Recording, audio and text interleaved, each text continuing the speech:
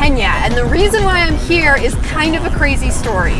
In the summer of 2016, I got a Facebook message from a stranger telling me that my great-uncle's plane from 1942 had been found on a remote side of Mount Kenya. Obviously, I thought it was a hoax, but then flash forward 3 months, and I'm standing at the crash site next to the British Army on the top of the second tallest mountain in Africa.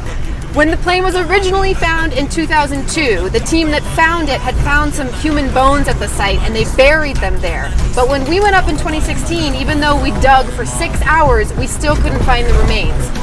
So now we have new intel on where the bones are buried, and we are going to go up the mountain, and our goal is to hopefully bring the bones back down to give them to the family members of the crew members who lost their lives over 75 years ago on the mountain. Holy fuck!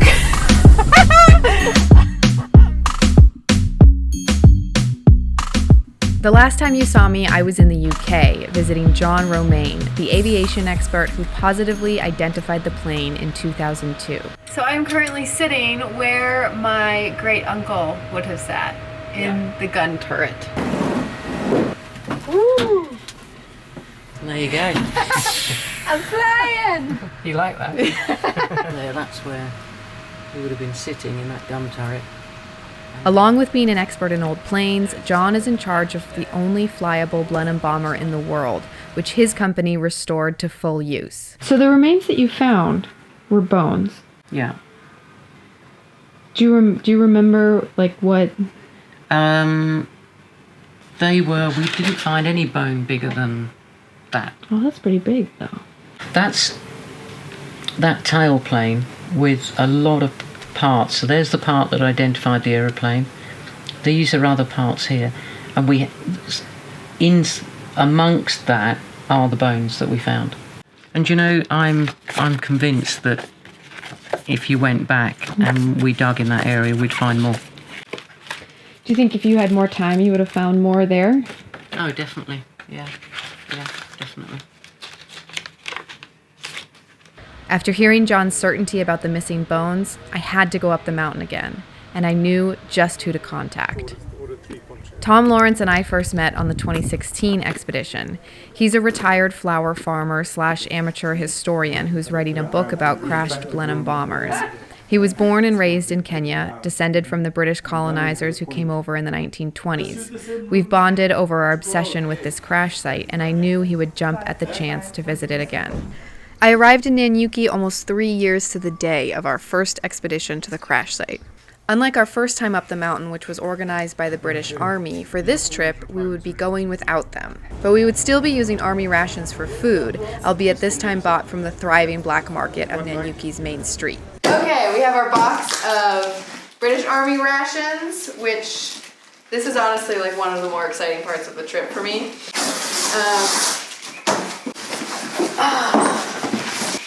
Yes! Tom, do you know which meals you want? I remember you particularly liking Mexican tuna with pasta. Use it well.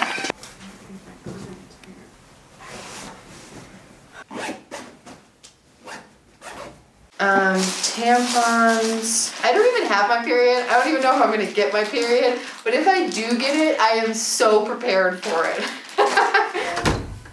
After a day of getting ready, we woke up early and set off. It is just after 5 in the morning, and we are heading up the mountain. And I went to bed 4.5 hours ago.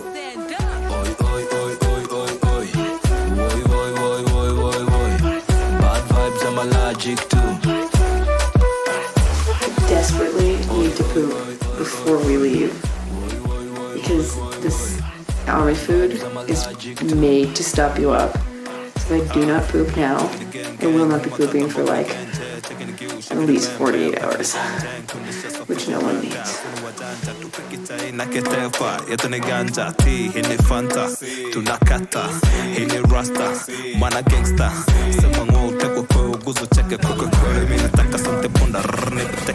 Maneno ya kupita shinda hadi morsi na kama boss mbita marathon fight chick na rapineza futa yo career race na pia chuta cook the beef. You haven't even started. Toyota na Subaru can't race it. Big ego koko jambo let's face it. Leona hang kabo lingua can't take it. Nina swali hey amigo. Joining us up the mountain were 3 Kenya Wildlife Service rangers and 2 porters, John and Celine. Rangers John, Henry, and Victor carry guns to protect us from both poachers and wildlife. So what happens if we see like an elephant and it starts running towards us? Towards us. What do we do? I just scare it. You scare it. Okay, what do I do? I just freeze? You come behind me. Okay. It feels like I have like a strapping young lad strapped to my back. That's what it feels like. Only a lot less fun. And I'm pretty sure in a couple of hours it's gonna feel like I have an elephant strapped to my back. What I can urge everyone is we be careful. In case of anything, we just shout animal.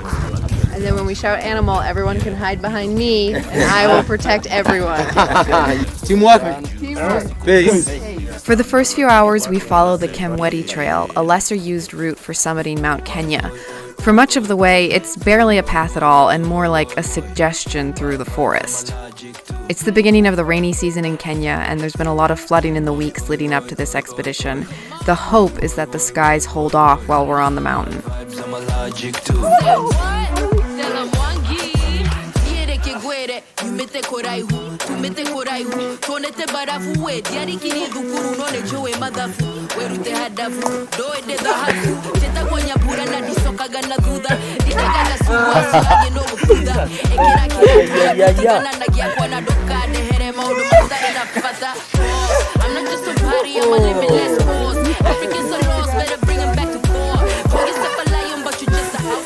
I remember when I got off the mountain the first time thinking that this might have been one of the hardest things I've ever done in my life. And I'm kind of remembering why I said that in the first place. This trek is physically and mentally demanding. Huge bramble bushes are constantly whacking you in the face, snagging on your arms and legs. The track is slippery and squishy, and on top of that, you're carrying a pretty large pack. After a couple of hours of following the Kemweti track, it's time to plan our strategy for breaking into the dense bamboo. What's happening? I don't actually know what's happening. What's happening? Engineers, have a quick check on that. We're checking the GPS coordinates translation. We lost? No. Most definitely. We're never getting out. From here on out, we'll not be following any marked trails. Instead, we'll alternate between following elephant and buffalo tracks and cutting our own path through the forest. As rangers, Victor, John, and Henry have gone through rigorous training to navigate the terrain and carry sharp machetes to chop through the bamboo.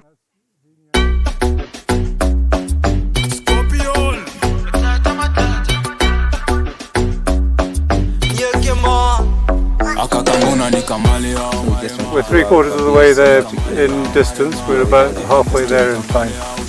Okay, so 100 meters up here, bang a left, Then left, then down. follow the North Star.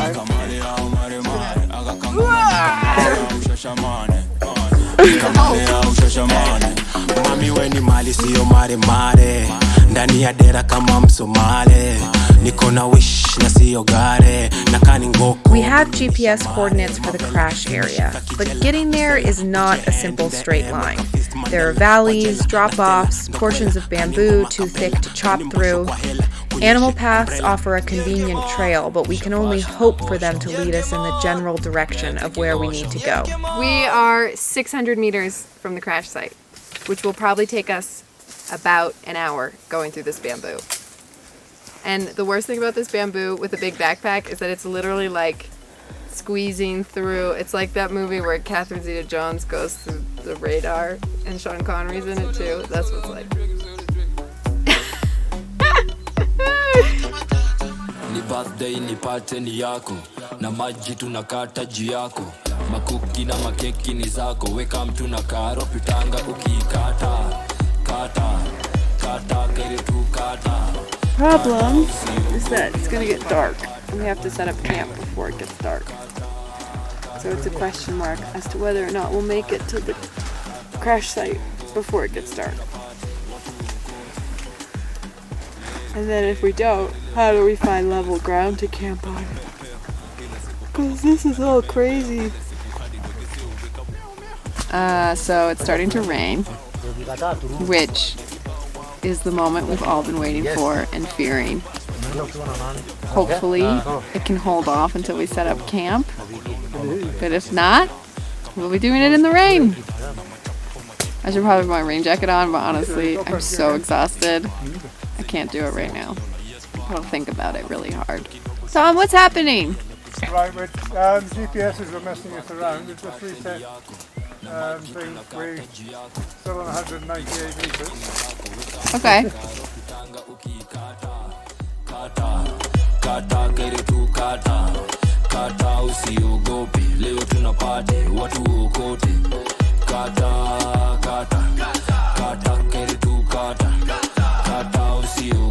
And 200 meters to go. It doesn't look quite as though it's in the right direction. Holy shit. But the path is at 90 degrees to which way, so we're going to go down, across the valley, and up the other side, and then review. If it feels like we're going in circles, that's because we kind of are. Because we have to change our path depending on valleys and drop-offs, we end up sort of just doing these back and forth zigzags trying to get closer to the GPS coordinates.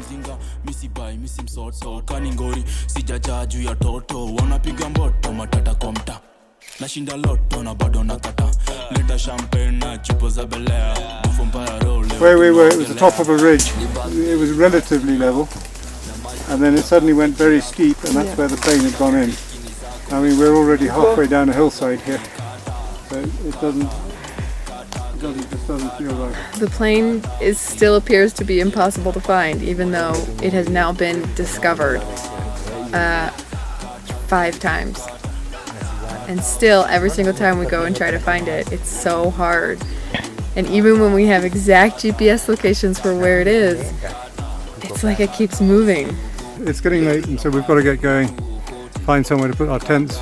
Nothing here is particularly suitable. So, yeah, and we've also got to get water. So we're going to go back up to the valley that we've just crossed, find somewhere around there, and then we'll just dig some pits and let the water collect in the pits, and that'll be our water. That's how we're gonna get water? Yep. Oh, great. After setting up camp, we figured out that the GPS coordinates we had were for where the Army had set up camp back in 2002, not for the actual crash site itself. In the thick bamboo forest, where things can be hiding a mere 5 feet away from you, this presented a real problem. Tom and I stayed up late into the night trying to solve it. Yeah. Oh, I'll eat anything. Oh. Okay. An update from last night. I'm so cold.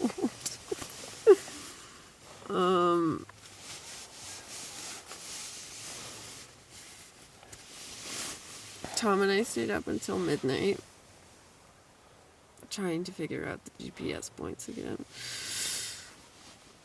We were not successful. We now have 3 GPS points, 3 new ones that are in 3 different locations, all very different. One is to the north, one is to the east, and one is to the south. I farted. The next thing is that we have to get up and come up with a plan this morning. About what we're gonna do, because we need to be heading back down the mountain at 10 in the morning. I imagine right now it's like 6 in the morning. The dirt on my finger. Oh my god, fuck. Oh, feels fine. I'm finishing my vegetarian all-day breakfast. We're packing up camp.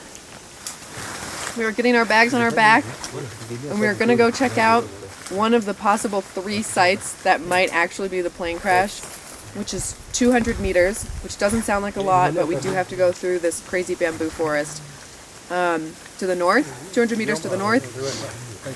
And then if we find the crash site, we'll very quickly try to find the remains. If we don't find the crash site, we have to head back down the mountain and come up another time to be continued. So I don't have high hopes that we'll find it. but Tom is forcing me to be optimistic. I'm really hungry and this is not going down easy.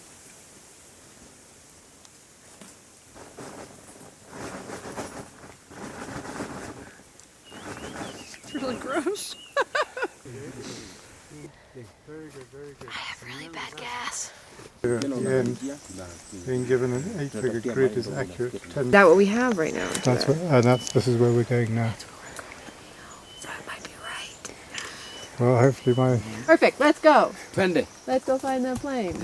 After being sent a new set of coordinates at the last minute, we set off hoping they would lead us to the crash site. Ni vile unaonyesha? I mean, I want to get our hopes up, but this looks very similar. Do you agree that this looks like it could be the right place? Okay, you're on the fence. Can you say that again? We're 9 meters. So should we drop packs and run around? Let's drop packs and run around. Okay, dropping packs and running around. See if we can find it. Tom is not positive. Not feeling good that we're going to find it.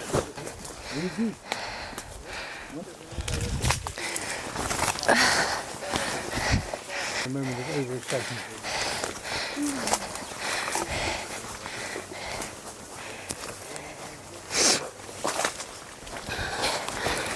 There's a big tree right over there. Yeah. Behind that furry one. Field near to the, like this type of area, near to the crash site, and we know that the tail wing is kind of propped up against a big tree. So it might be that tree over there. I don't know. So we're gonna keep on going that way and see on foot, see if we can find it. Let's hope.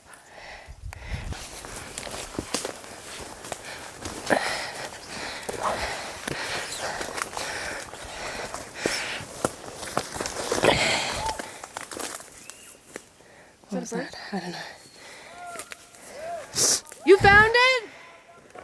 Holy shit! She might cry.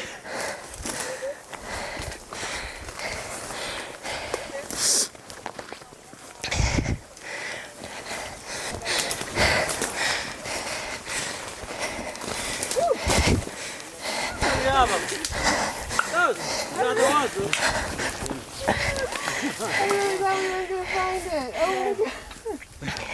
Oh my gosh. Even the last time I was the first person to saw it. Oh my gosh, we're not going to find it. we are now. Okay, I have to calm down. Oh my gosh, and there's the fucking tailplane. That was the tree. Oh my gosh. I'm already crying. Oh my gosh. Oh, okay, let's start digging. Oh my gosh. I did not think we were going to find it. The engine's just over there. Yeah. Where? Oh my god.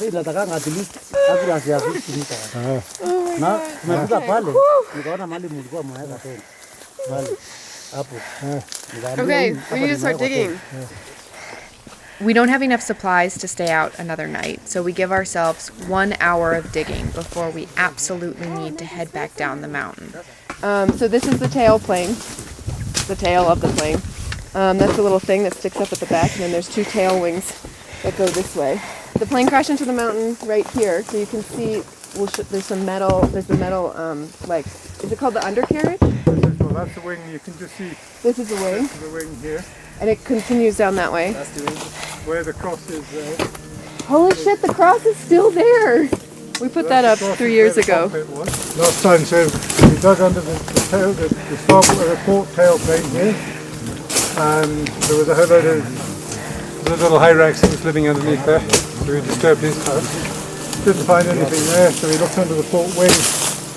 There was a whole load of little excavations there. And then the boys started rummaging under the starboard wing, and they found a machine gun. And boys being boys, we sort of rather lost focus then. Yeah, it's hours spent on that fucking machine gun. And this here now is the starboard tail plane. Now, after this trip, we talked and debated where was where were the bones buried, and she said under the starboard tail plane. And it was the one place we hadn't looked. Okay.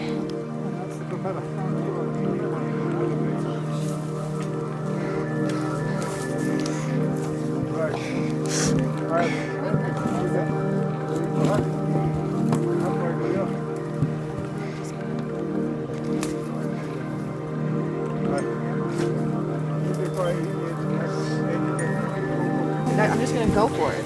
Go for the soft soil. And we're looking for like a larger Black plastic bag. plastic bag.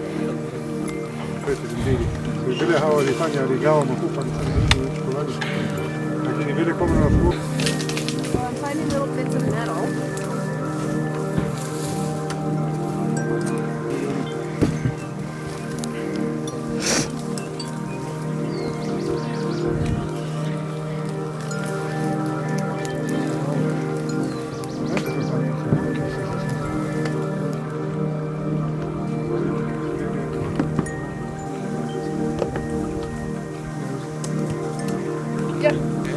Recognize that? Yeah, it's the flare gun. We found like the exact one in the other end. Much better condition. Yeah.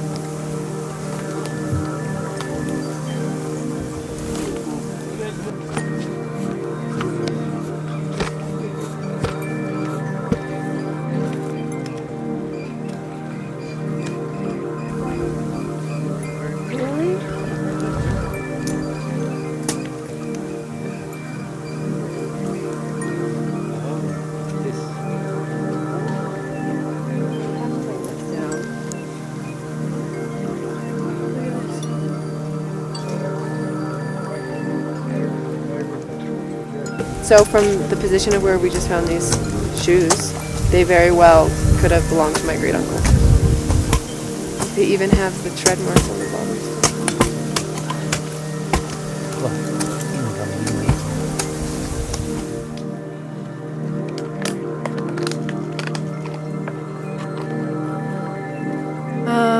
We have to leave and we can't find the remains. We can't stay up another night because we don't have enough food. So, short of killing an elephant and eating that for dinner, we have to leave, put our bags back on, and hike back down. And it'll take us probably about 6 hours so that we arrive just before dark if nothing goes wrong. And that means that the story is to be continued. We'll have to come back with more time and keep digging. The good news is that we found the plane today because I thought we weren't But going now to. I have received the exact Exact. coordinates. So all we need is Victor.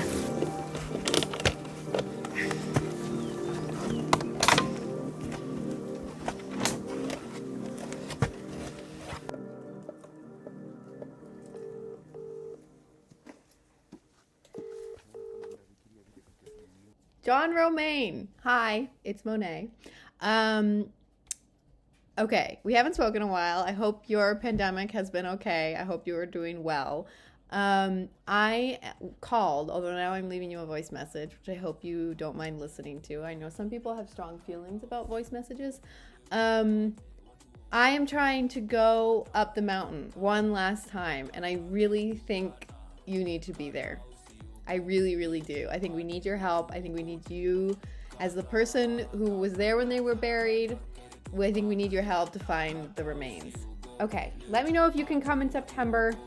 We really need your help.